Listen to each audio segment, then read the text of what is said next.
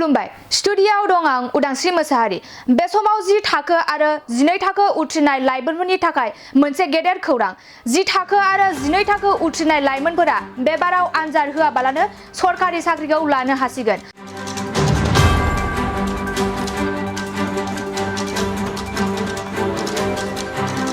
साख्रि नागिरग्रा लाइमोनफोरा आनजाद होआबालानो बे बारनिफ्राय साख्रि लानो हासिगोन। नंगौ, नोंथाङा थारखौनो खोनादों। बे बारनि रेल बिफाननि साख्रि थिसनथाइ ओंखारनायाव आनजाद होआबालानो नोंथाङा रेलनि साख्रिखौ लानो हासिगोन। हादरनि रेल बिफाना बेफोर सुबिदाखौ साख्रि नागिरग्रा लाइमोनफोरनि थाखाय फोसावदों। रेल बिफाना बबे मासियाव साख्रिनि थिसनथाइ ओंखारदों, फै बेफोरखौ जोंनि बड'लेण्ड बुब्लि खौरां बिजोंनि गेजेरजों आबुङै मिथिना लानि। खोला भारतनि रेल बिफानाव गोबां साख्रिनि थिसनथाइ थाबैनो ओंखारगोन होननानै सुलुंनिफ्राय मिथिनानै मोननाय जादों। नोंथाङा रेल बिफाननि साख्रिखौ लानो थाखाय sr.indianrailways.gov.in आव थांनानै नोंथाङा आर'जलाइखौ गथायहरनांगौ।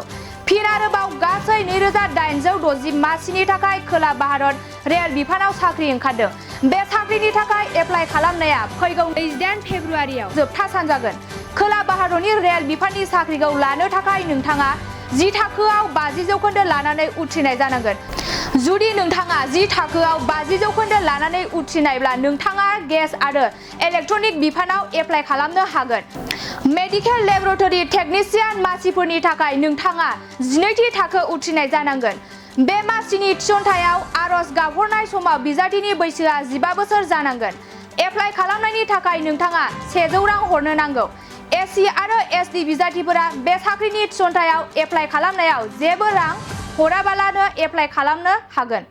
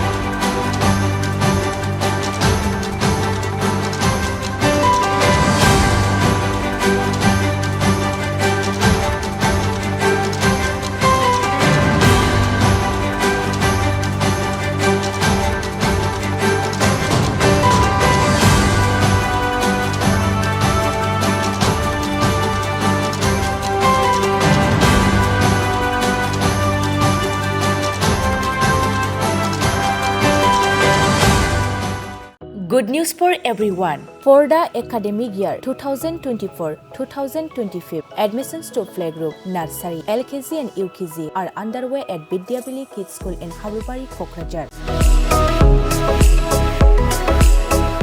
This Bidyavili Kids School has many facilities for students like smart class and daycare, indoor, outdoor game, art and craft workshop, playful learning, environment and dance room, modern teaching aids, audio visual room, good teachers, student one-on-one training on one language and speech development, experienced teachers, green knowledge.